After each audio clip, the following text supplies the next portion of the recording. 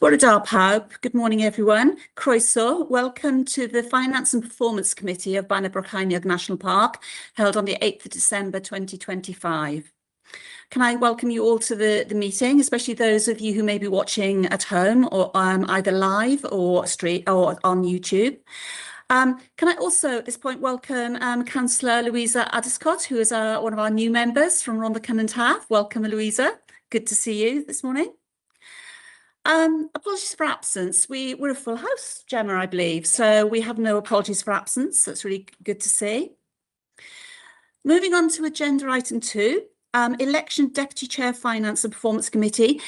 Following the changes to the scheme of delegation, the Chair of Finance and Performance is now automatically appointed to the Deputy Chair, myself, of the authority. But following the AGM, we do need to elect a Deputy Chair to this committee. So may I ask for any self-nominations, please, from members? Jeremy? Councillor Jeremy? Any others members would like to put themselves forward? No, that's good. Can I have a seconder for that? I believe, yeah. Thank you, Councillor Gareth Cliff. And I'll simply go in a show of hands then, if that's possible. Thank you. Thank you very much. That's great.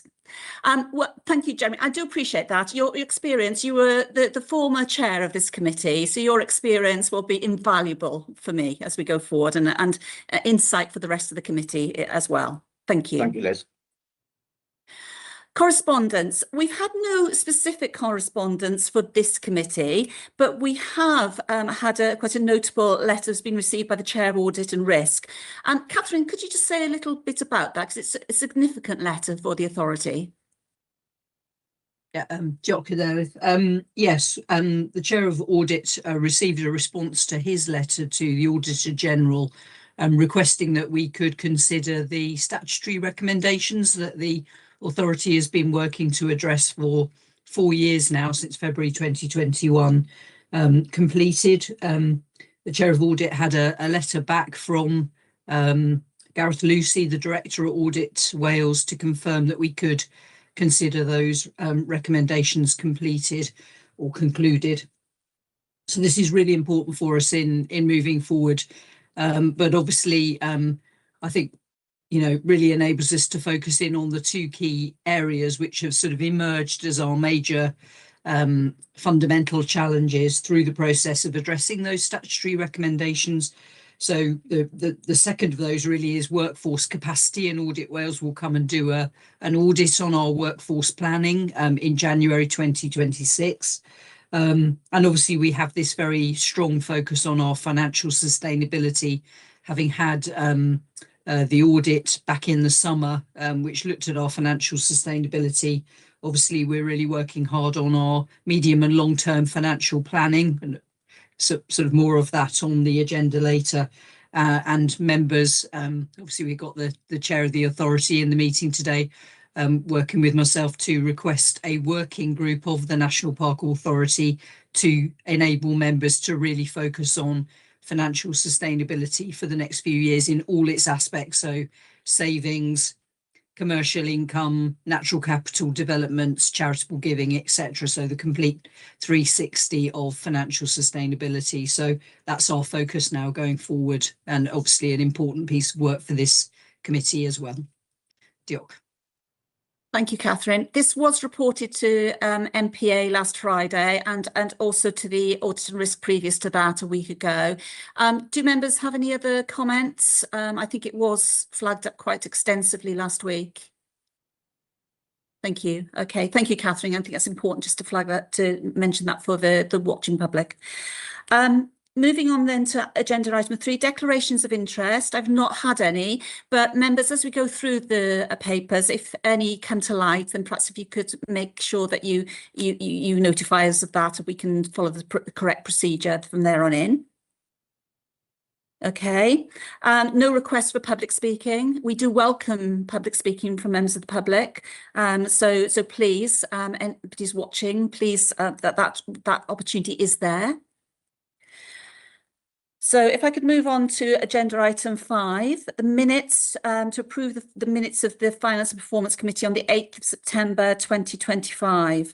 I've not had any notification of any issues, any points. Do members want to raise anything at this point?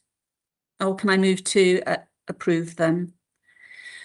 Do we need a for of the?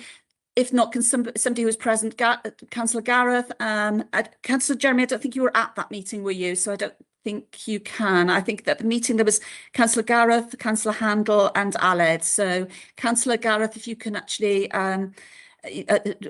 propose them, and Councillor Handel, that's lovely. Thank you very much to second them.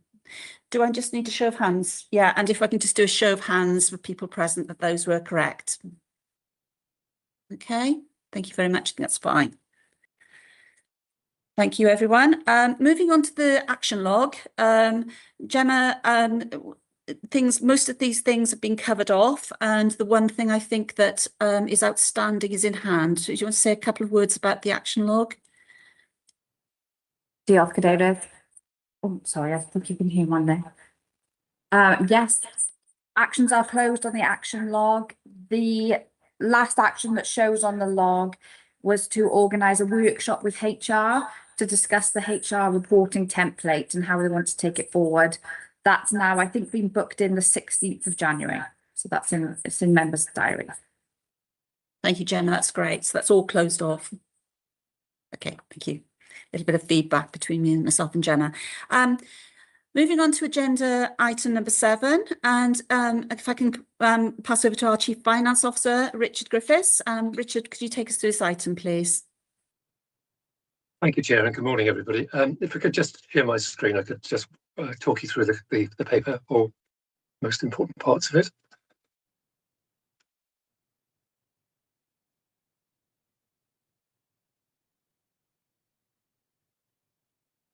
Okay, hopefully you can see the paper in front of you. Okay, great, thank you. So yeah, if you look at the key messages, so the first bullet point there is the operating deficit for 25-26 has come down from an initial position of £788,000 deficit to 429. I'll give us some more details of that in a little while.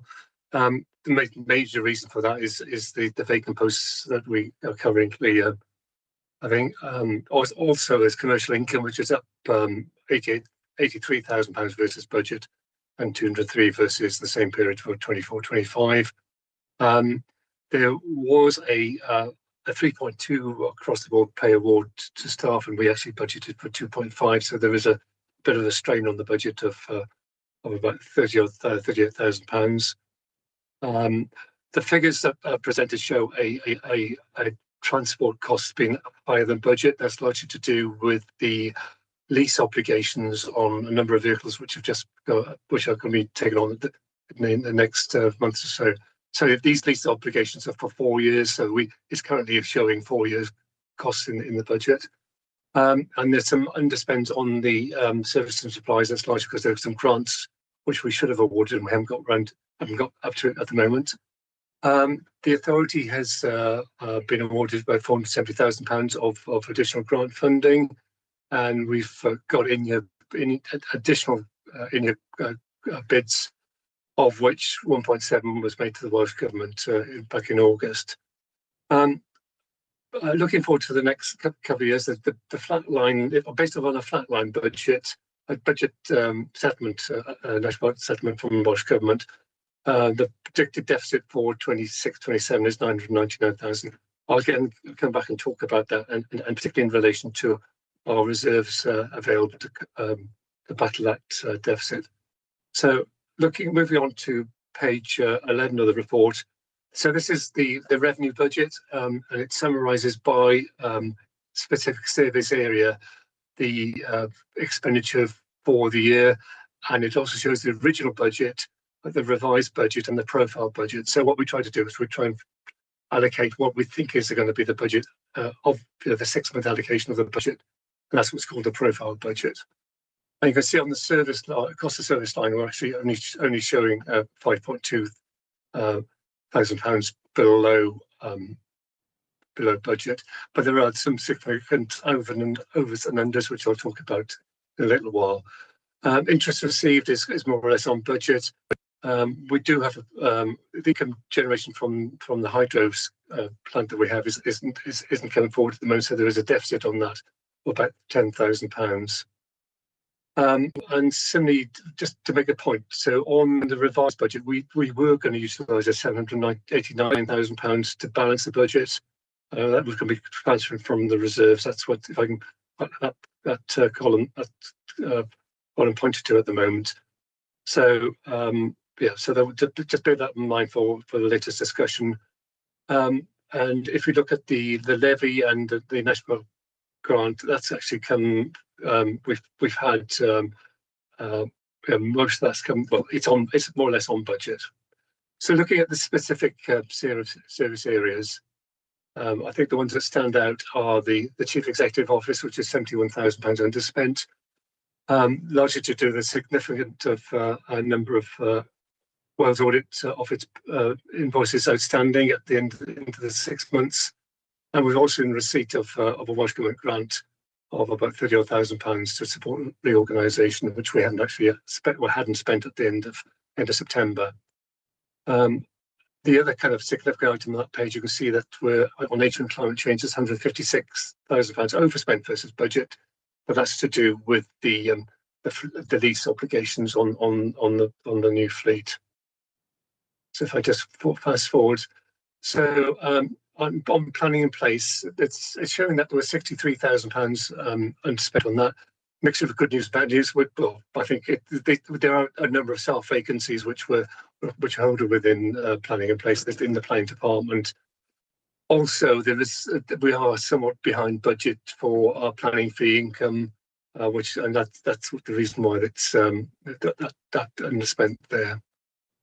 Looking at the table at the bottom of the page, this is basically shows the combined revenue and capital and project spends by type of expenditure. So you can see when we add up our total capital and our revenue and the project spends, net budget of about 9.9 million, and we profile that for the end of the 6 months of 5 million, and we've actually spent and committed 4.8.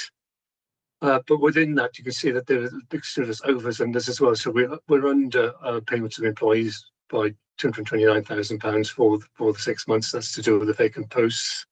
I say the transport related costs are £291,000 over, and service and supplies under by £306,000. Please come in with any questions you feel appropriate at any time. I'm sorry if I'm going a bit quick on it as well. But so overall, it's showing that we're underspent by on our expenditure line, but £247,000. I think I've covered most of that on that slide.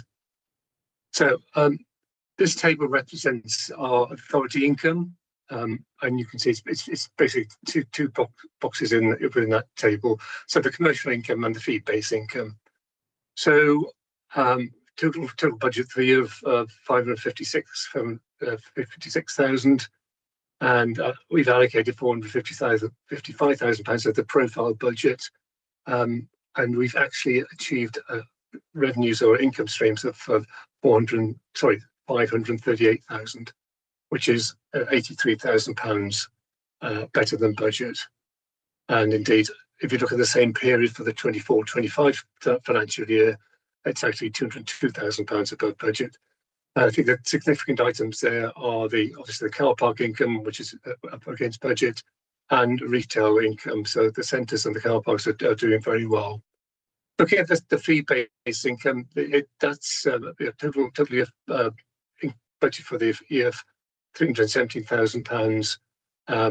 We did a budget estimate of 178,000, and the actual for the 6 months of 185,000. So we're about £7,000 ahead of budget. But that again is a mixture of good and bad news. So if you look at the planning fee charges and the performing fee charges, those are significantly below budget. And as we know, those items are very much out of our control, and I think they're replicated across other authorities at the moment in time. So So they're under budget.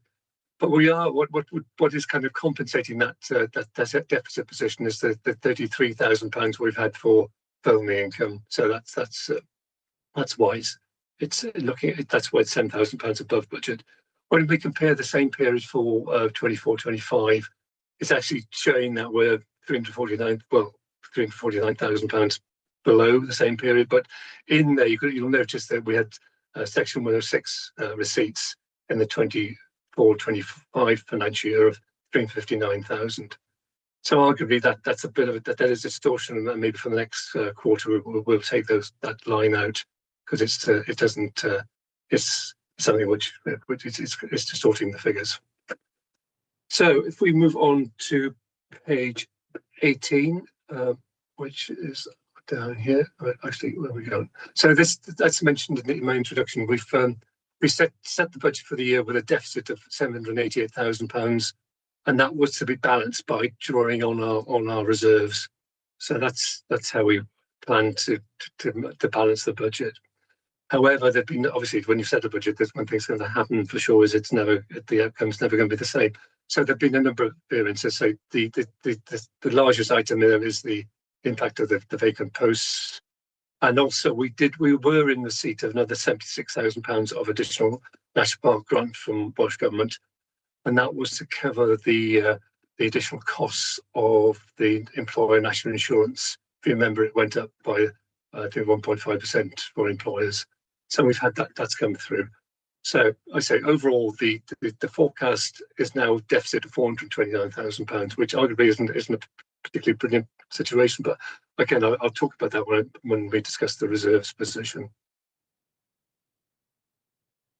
So looking at the capital and revenue expend, we've for the full year we budgeted for about £2.9 million worth of expenditure income, and as at the half year we've spent 1.3 million and capital receipts of about £700,000.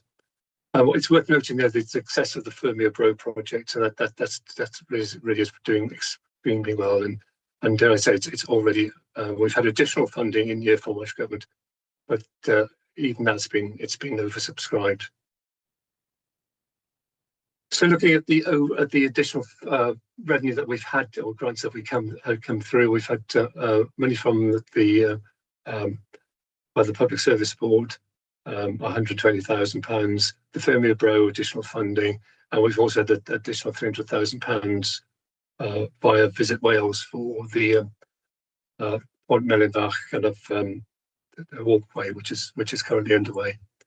And we've also got in the pipeline this additional expenditure of additional grant income. I say 1.7 million from Welsh Government. We were hoping to get that by the end of September, but it hasn't come forward, and we're now being informed that's probably not going to be with us until the end of the financial year, if at all. So as I said, there are a number of items there that we've also kind of grants that we've also submitted. So if I just move on to the forecast position on our reserves, which is quite critical, dare I say the most important slide in the pack. So we ended the year, the 24-25 financial year, with reserves of about 3.5 million. So those are funds available for us to cover our future deficits. And as I alluded to before, we're operating at a deficit position each year, but they tend to be compensated by in-year top-ups from Welsh Government. So, but at the moment, if you look at the figures for the 25 and 26 financial year, we start the year with, let's say, £3.5 million of funding available. The current projection for this year is a deficit of 429,000, which means that we'll have 3.1 million to cover future years' deficits. So if we look at the projection for the end of the 26-27 financial year is a deficit for near enough £1 million, which means that the funding available will come back to 2.1 million. What I would say is that the £999,000 is based on the flatline budgets, but since preparing this, I think that the Welsh Government have published their draft budget, which suggests that we're going to get 2% increase in our National Park grant, which means that deficit will actually come down from £1 million to about £900,000. Still not a brilliant situation, but it's helpful. Happy to take any questions, Chair. And obviously, there's a lot of information there for you to contemplate. Thank you, Richard. Councillor Handel, can I bring you in? Diolch, Cadeirydd. As a relatively new member of the Finance Committee, obviously it looks to me quite a worrying trend that the predicted deficit is increasing at such a lump of a sum, then, if you like. And I know there's been a tendency to assume that we'll get government grant funding to offset that. What's the likelihood that that may not happen in the future, or is it very, very predictable that that will continue? That is an extraordinarily difficult question to answer, Handel, to be fair. I think if history repeats itself as it has for the last 10 years, Welsh Government have always given us additional funding. I think what we'd like to believe we're okay for the 26-27 financial year. And then when I think the public purse will be squeezed significantly. And I think thereafter, I'd say I'm confident for the next 12 months or so that we will get top-ups. After the 26-27 financial year, I'm not entirely certain. But we still will have time to make some kind of adjustments. We are looking at reducing costs, increasing alternative income streams as well. So yeah, we're aware of the problem, and it's obviously critical that we're mindful of the fact that we can't take the additional top-ups for granted. Thank you, Richard. Aled? Yeah, thank you very much, Handel, and also Richard. Just to try and keep a sense of comfort in what is a very tight, difficult position. I'm reflecting, we were predicting a very substantial deficit in 23, weren't we? And it didn't transpire. So I'm just, that's unfortunately the way that we have to work. But it is a tight spot, Handel, but we do know that there are challenges there. But thus far, we've been able to cope with it, and I think we are in a better position, very visibly in this budget, than we would have probably thought in about 2023, because of a number of factors. And the one I would like to highlight is the good work that's been done on the commercial side. That is enormously encouraging. I don't think we're out of the woods, Handel, but I do think that we're in a better place than we would ever envisaged in, say, 2022 or 23. But that's just my view, and I know that Gareth might have a view on it as well. Thank you. Thank you for those sage words, Aled. Perhaps I can bring Councillor Gareth in at this point. Yes, thank you very much. Yeah, thank you, Aled. Thank you, Handel, and thank you, Rich, for the presentation. Yeah, I think it is one of those, but we've been mindful going through, and this is really important for this committee to look at actually these reports. I just want to highlight one area, obviously, is the Chief Executive's area, which is underspent. You know, that's resources support to deliver a lot of what needs to happen within the authority. That is obviously, when you look through the final figure, supporting other areas. And I know there is the vehicle fleet that comes out later on and rolls on and everything else. I don't know if you want to say a little bit about that, Richard, but I think it's one of those, each line tells its own story, and there are some good news stories, and there are some good news stories which are hiding bad problems, I would say, or issues that could be. I just obviously want to highlight the Chief Executive's area there and resources. That's come up in NPA several times. The resources are to deliver a number of areas that that we, as an authority, we're looking to deliver. So just a little bit on that would be really helpful. Okay. I say when we look at looking at the figures specifically, Gareth, you can see that we do have an underspend, and that's to do with the audit fees and additional grant income. I mean, the question, I think, the question is whether the capacity, dare I say, is whether we have sufficient resources to do a job effectively. I suggest that we're very much at a critical mass. So yeah, I think there are. I think we're looking to make an additional appointment regarding a performance and compliance officer, which I think has been much needed for a number of years within the authority. So hopefully that will come on and help us, help you to understand where exactly we are, and help us all to understand. I think that's encouraging. But yeah, I think we are we're mindful of the fact that we're operating at deficit budgets. We're also mindful of the fact that we have capacity issue amongst staff. So it is a real conundrum So we definitely have a balancing act on our hands to be mindful of what direction those future additional top-ups of what the likelihood of additional top-ups and what's going. So yeah, well, ordinarily if it was your own organisation, you would never set a budget for a deficit for £1 million. You'd be making immediate actions to rectify it. Yeah. But I think within the time frame of maybe 3 to 5 years, we won't be able to set those deficits. I think that's a fair statement, because I think there'll be realignment within the authority, and I dare say realignment within Welsh Government as well, which might help us have to force us to make those decisions. So it is very much a balancing act at the moment. Thank you, Richard. Councillor Gareth, Councillor Handel, does that answer your queries? Any more reflections that you'd like to make? Yes, thank you. That's very makes it clearer for me going forward. Thank you. Thank you. Okay. Members, any other questions to Richard at this point? I always find Richard's report so comprehensive that it's sometimes difficult to ask questions because he anticipates them so well. Thank you, Richard. Okay, members, so if we can move on to agenda item 8, and Davina Pal, our Head of Development Management. Davina, I think you're going to take us through this paper, yes? Yes, that's it. I've got a few slides. Yep, so I'll try and share them now.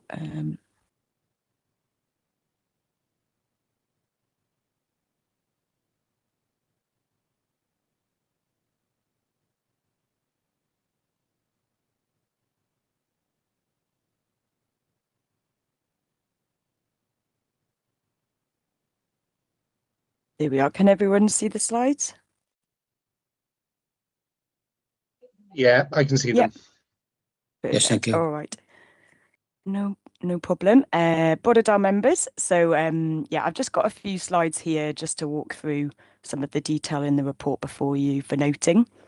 You may recall the last report given to this committee was back in November 2024. So we're doing it on an annual rotation now to this committee. And I'm sure you'll all appreciate that development management is a key statutory function of the National Park, so it's important that you understand the current state of play in terms of its performance.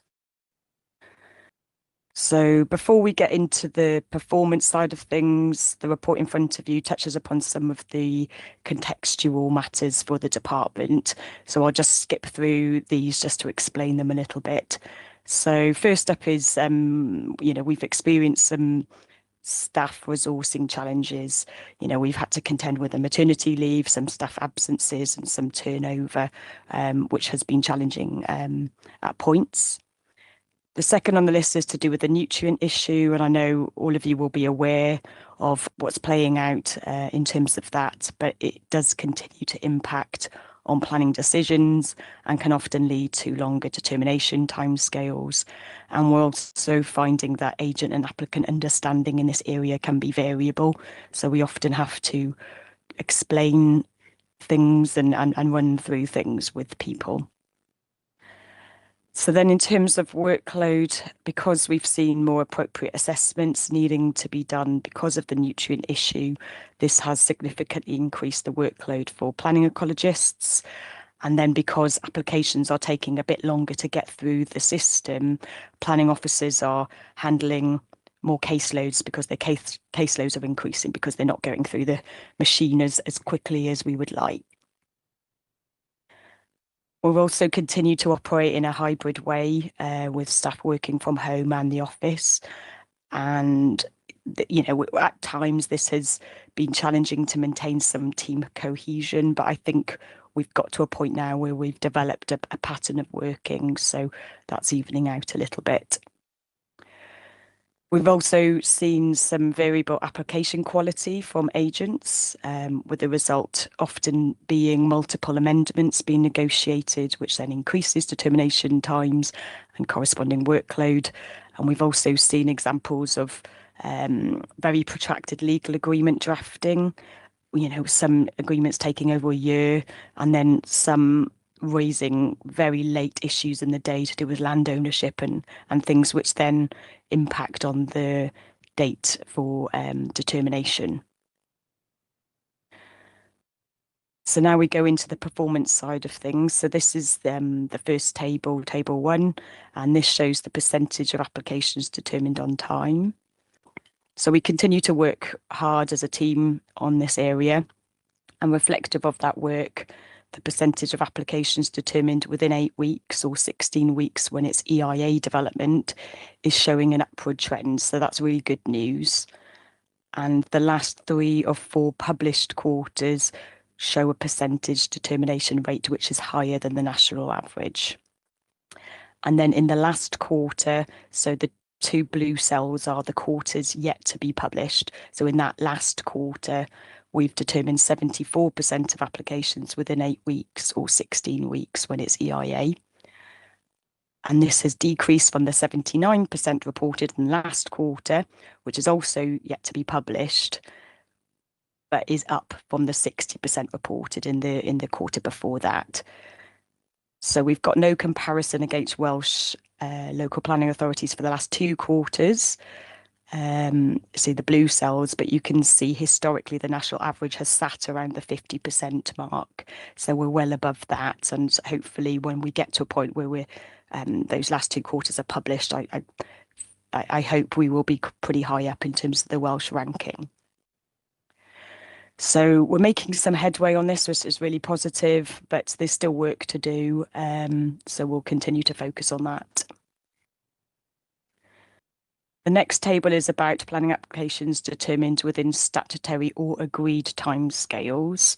So you'll be aware that we can seek agreement from applicants and agents for extensions of time for the determination of planning applications. And this table shows in the last quarter that the team is determining 100%, which is great, of planning applications within statutory periods or agreed timescales, so i.e. where we've got an extension of time.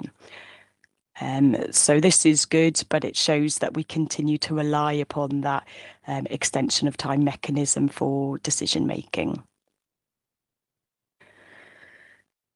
So these tables focus down on looking at the determinations for minor and householder planning applications. And you can see that the number of minor and householder determinations are slightly lower when compared with numbers determined within other quarters. And then when you look at the last quarter for minors, we determined 15 applications on time, which is the lowest number in the last few years, and 23 householder applications, which is the second lowest quarter in the last few years. But it does appear to fluctuate through the quarters, and it's obviously impacted by the number of applications submitted, which I'll come on to next. So this table here shows the number of planning applications received. So we continue to receive this, if we continue to receive the same amount of applications for the next 2 quarters of this year as the first 2 quarters, we'd get to around a figure of 414 applications. And that would be down in comparison to previous financial years, where we had figures like 463, 495, 561. So you can see this, it seems to be a downward tick in the number of applications being received. The reasons are a bit unclear, but factors could be economic climate, uncertainty around nutrient issues. And, you know, it's kind of difficult to explain why, but that's the trend. And then when we look in terms of determinations, generally, these have varied. And last year they totaled around 418 compared to previous years, which were around the 470 to 490 mark. And if we continue along the same pattern in the next 2 quarters as the first 2 quarters of this financial year, we'd be looking at around 412 applications, which is similar to the previous, to the 24-25 figure, but that was down on previous years. This table shows decisions made by planning committee contrary to officer recommendation. There were some decisions back at the start of the last financial year, all related to the same sites, the Roy Hutton site, for people that know it, but we have seen none for this financial year to date. So this table shows the average time to determine planning applications, and this is the key area of work, I think, for the team. The last quarter showed an average of 161 days, so that's over 5 months on average. However, when you look at the list of applications determined, this average figure is being significantly skewed by a handful of aged application determinations. So in this respect, you'd feel maybe it might be more useful for Welsh Government to monitor, the median, so i.e. the middle range of a data set sorted from smallest to largest, or maybe the mode, which is the value that appears most frequently. But, it's the average that they monitor, so that's what we present. And when you take that into account, we are being, the figure comes up quite high, but it's because of a handful of small applications. And the Welsh average has been around the 100 to 120 day mark. But when you look at the Welsh, the ranking of the local authorities, it's the ones with a nutrient issue that seem to be in the lower range of the ranking. And obviously the reasons for elongated determination periods are, multifaceted, but can relate to things I've mentioned before, to do with appropriate assessments, to do with resource fluctuations in the team, increased complexity of the process generally. We now have to consider additional factors like green infrastructure as well as nutrients, which, is increasingly complicated. I mentioned about protracted legal agreements that can take sometimes years to come to fruition, which then impact on the determination period. I mentioned about variable quality of applications. And in some instances, I would say agents and applicants aren't necessarily being as proactive or responsive on some matters. And I think one of the areas I want to look at is our approach to amendments. So we've tried to tighten up on the number of amendments being allowed, but I think there's still work to do. And I know there's some local authorities that have adopted a much tougher stance on this, where they say, we will not accept any amendment on a householder. We will move to determination as it stands. And then others have said, OK, you allow one round of amendments and that's it. We move to determination. But I think perhaps there's a bit of tightening up we could do. My perception is we entertain sometimes multiple amendments because we want to work with an applicant or an agent, and we can see, and there obviously is then a balance to be struck with. Sometimes you can negotiate an amendment that in the longer term is a better outcome for that development. So, there is a balance to be struck, but still some work to be done, I think. So in terms of appeals, obviously there's lessons to be learnt from appeals when they're allowed, but it does happen. And you can see in this financial year to date, we've had one that's been allowed and the rest dismissed. And the one that has been allowed will be coming up for noting as part of the planning committee, but it related to an enforcement appeal. Moving on to enforcement. So we've had 49 enforcement complaints so far this year, and we've got 171 total cases open as of October of this year. The number of cases closed so far stands at 40 cases in this financial year, which is similar to last year, and progress in enforcement continues to be quite challenging as resources in this area in recent months have fluctuated. I mentioned the maternity leave, and also over the longer term have reduced. At one point we had 3 enforcement officers, now we have 2. And this is a key area of continued focus for the team, and we're reviewing the resource in this area, given you could anticipate when you've got higher planning fees that have come in as of the 1st of December, perhaps there's a risk some people may try and circumvent the process altogether. You never know. So we're looking at that area in terms of resourcing. So then just to finish off here, future and ongoing actions. So as I mentioned, it's important to note the performance of DM as the key statutory function of the National Park. as with last year, the stats point towards some areas of work and improvement, particularly around determination timescales, and I would say enforcement. However, on the whole, I feel the results are quite encouraging and reflect the work that we've been putting in. You know, we continue to review processes and procedures, and there's some key projects on the horizon with an updated nutrient statement to reflect the version 5.1 of NRW guidance that we now have in front of us. We've got a new website that's on the horizon too, that I think if we grasp the opportunity fully with that, can really help improve the communication as well as processing as well. You know, we did spend some time looking at a potential new IT system this year, but as it currently stands, this project's on pause, pending resolution of a few issues. And, you know, we continue to work to address these resource fluctuations in the team. And we've moved largely away from using consultants and I've brought on a new senior planner last year. But, you know, we continue to experience these pressures in terms of we've had a build heritage officer that's left. We're in the process of backfilling that. We're currently aiming to backfill a planning officer as someone is leaving shortly there. And we've chosen to halt backfilling a vacancy we had at planning officer level in the summer of this year in favour of bolstering the planning admin, and the planning ecology technician is a new role we've made to try and address this appropriate assessment pressure, particularly around planning ecology. And I mentioned about the fee increase from Welsh Government at the 1st of December. So we saw an uptick of applications in advance of that. This increase in fees, it's quite clear from Welsh Government that it comes with an expectation of performance improvement.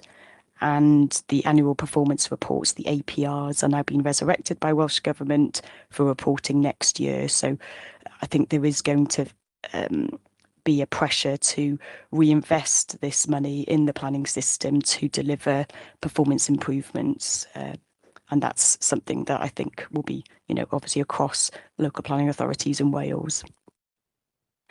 There we are. I'll stop sharing just in case people have questions. Thank you, Davina.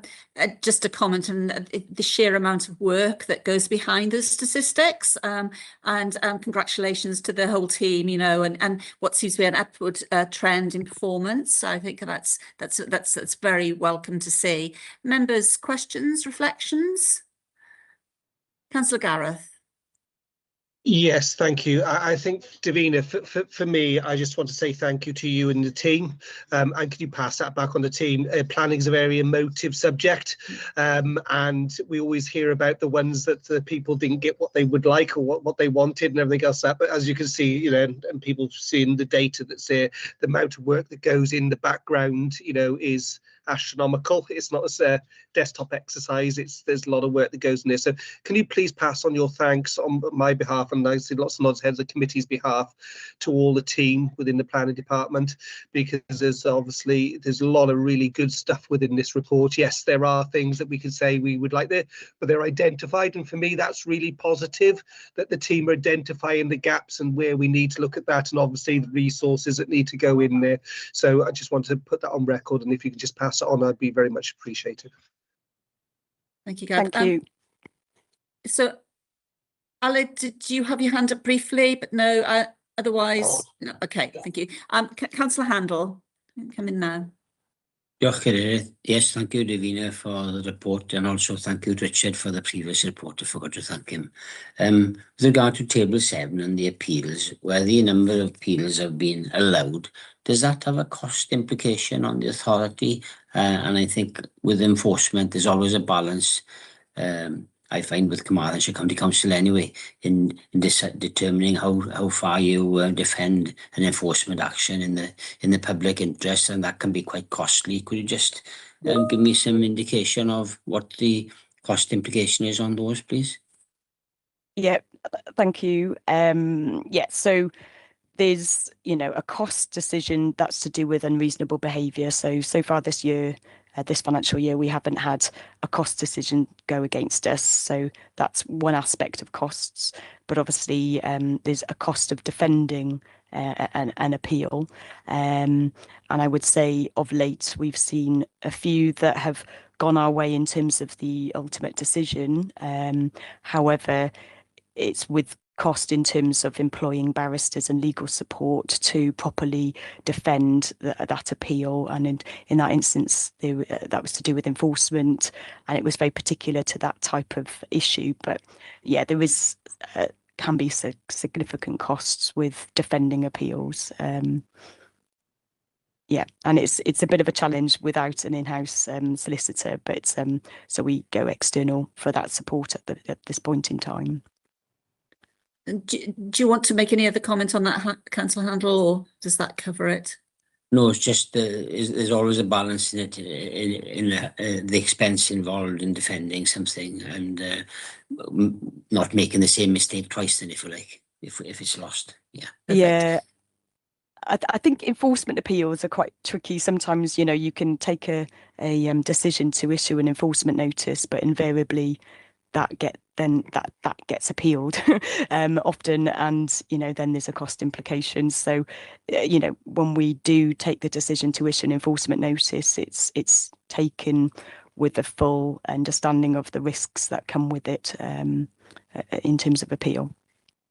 Thank you. Yeah. Thank you, and thank you, Aled, for your comment in the chat, agreeing with Gareth, and thanks you made earlier. Councillor Gareth, would you like to come in? Yeah, just 2 quick points. Obviously, on the enforcement part, just highlighting obviously the number of cases that you're dealing with. It's not, and have shortage of team there. It's not as simple, because many a time I've been to town and community council meetings, and the town and community council want to action taken against certain planning, and they it's not as simple as waving a magic wand and dealing with their very complex issues to deal with. So I just want to put that on record. For me, it's just, obviously, thank you for the report. It's very good to see here at finance, but there's lots of data that impact planning, and I'm just wondering, will this report be part of the planning? Would it be going there, or should it be also going to planning? It's just one of those that obviously put the marker down, that it's good to see it in this forum. There are financial impacts upon this, but also it'd be interesting to see planning members' view on these figures as well. So I'm just wondering, at some point, is it able to go to, if it's just for information or discussion, to the planning committee? Because obviously there are things in there that we're looking at around the financial model as a finance group here. It'd be interesting to see what planning members pick out of this, and how it can support the planning department. Yeah, no, that's a good point, and I think we are intending to take this to the planning committee for noting, I believe. Yeah. Thank you, Davina. Members, any further questions or reflections? If not, this again is another report for noting, so I think we can just move on from that. Thank you very much for those, and thank you again, Davina. Very comprehensive report. So moving on to agenda item 9, corporate priorities monitoring report. Catherine, I think you're going to take us through this. Thank you. Yep, Diolch. Yeah, I'll just make a few introductory remarks. So again, fairly brief report, just running through our top corporate priorities for this financial year. Headlines are we're making some good progress in a number of key areas, but those issues about capacity and how long it takes us to recruit and how difficult it can be to recruit successfully also holding us back. I think the other thing that we've done just in the last few weeks is the first report back to Welsh Government, which is the monitoring of the remit letter. And I think this really exposed the lack of a post in the corporate area dedicated to corporate performance management and monitoring. Similarly, risk management and monitoring, and then making sure that we're compliant with all the reports that we have to do. So we're urgently moving forward with the recruitment of a post modelled on a similar post in Pembs Coast National Park Authority to make sure that we're in the best position possible to really enhance the performance reporting that you get. Just running then through the report itself. There's some really good performance. I think we've already spoken earlier in the meeting around the success in rolling out the Fermio Bro sustainable farming scheme, which is going very well. And, thanks to officers who are working so hard on that. The local development plan is obviously our top corporate priority, and we're still working through recruiting the lead post for that, which obviously a really crucial post to lead the team and lead that piece of work. Just had a further unsuccessful round of recruitment, so looking at a sort of plan B in terms of what we do with that one, but that is resulting in some slippage there. Slightly linked to that, but one of our other priorities was to establish a forum urbana, so to really raise our game on stakeholder engagement and management. I'm pleased to say there, although that's showing red and we're unlikely to be able to deliver on that in this financial year, we have now recruited the stakeholder manager post, which is a crucial post both for the local development plan, but also for other aspects of our stakeholder management and the establishment of the forum. And then the only other one I was going to sort of pick out as a kind of highlight really in terms of where we're sort of just starting to get slightly behind is around the work on becoming a mission-focused organisation. So good news in that we've procured an HR system, and that's going to be rolling out in the new year, which will help us hopefully create or streamline our work to manage our staff and save a bit of officer time in terms of automating things a bit more there. But we are partway through a piece of work with some consultants around embedding our mission focused behaviours and our behaviours linked to our values into our PDR system. And again, I think I'm going to be coming to members in the new year with some proposals around some additional capacity required to really some temporary internal capacity to drive that work forward, to make sure that we're really doing the organisational change side of things. Again, very much anticipating that Audit Wales audit on workforce capacity planning and that side of things. So other than that, I'm obviously open to any questions. Thank you, Chair. Questions, reflections, members? I would say, just point out, Richard mentioned it earlier as well about the about Fermio Bro. I hear such good things about it out in the community as well as within the organisation, and I just think it's worth flagging that up again. Thank you, Catherine, for that. Aled. Thank you, President. Once again, fully supportive of the Fermio Bro developments. As chair, I delight in it. It's really successful work there. The one that the show wanted to highlight and to commend Catherine for it is the issue of equality impact assessments, and integrating those is a very good way of progressing. I think it's an uphill task to keep the breadth of the characteristics fully included and effective. I think we will always fall short, but having that integrated approach, I think, is immensely valuable. I think possibly we need to just note the fact that we've noted that, because when people like the Equality and Rights Commission come knocking on our door, at least we can show them that we have noted that and that it's ongoing work. But thank you for that, Catherine. Thank you. Thank you, Alice. Absolutely. I think that's an important point to note. Any other points? Councillor Handel. Yeah, just a small point. As I'm the ward councillor for Llandudno, I missed out on the engagement event in Llandudno on the 20th of November, so I didn't hear about that. So I'm sad about that. Sorry. That's all right. I think you did give your apologies at the time, if I remember, to previous meeting. So Yeah. I think that's understood. Aled, is that another hand or is that a legacy hand? No, I'm just very enthusiastic today. It's a legacy hand. Yes, great. That's okay. It's lovely to see you enthusiastic. Okay, members, anything else? And just, Catherine, I welcome this report. I think for me, it pulls together in a succinct way, that where we're at and what we're doing. So thank you very much for that report. It's very helpful indeed. So again, members, this is for noting. So we can move on. Agenda item 10. I have no urgent business been brought to my attention. So I think we can close the meeting. Thank you so much for your attendance. It's good to see you. I don't know whether I will see you all before the festive period, but I hope you have a good one. And I'll catch up with you at this meeting in the new year. Thank you.